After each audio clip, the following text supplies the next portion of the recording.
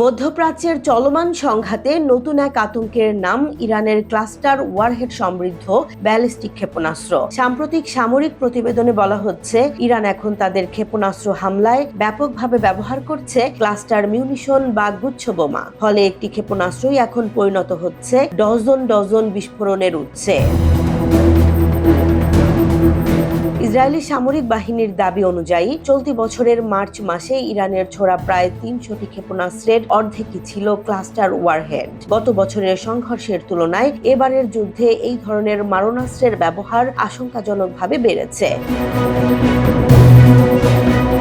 একটি সাধারণ ক্ষেপণাস্ত্র যেখানে একটি নির্দিষ্ট লক্ষ্যবস্তুতে আঘাত করে, সেখানে ক্লাস্টার মিসাইল আকাশেই বিস্ফোরিত হয়ে বহু ছোট বোমা চারদিকে ছড়িয়ে পড়ে।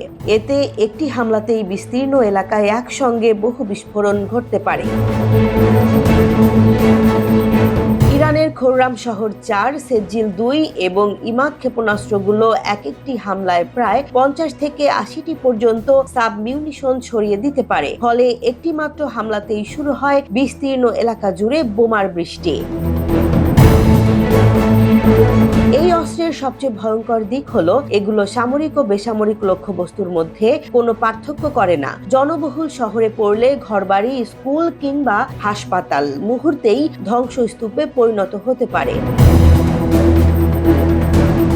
আরেকটি বড় ঝুঁকি হলো অনেক সময় বোমা তাৎক্ষণিকভাবে বিস্ফোরিত হয় না। সেগুলো মাটিতে পড়ে বছরের পর বছর লুকিয়ে থাকতে পারে এবং পরে ল্যান্ড মাইনের মতো বিপজ্জনক হয়ে ওঠে।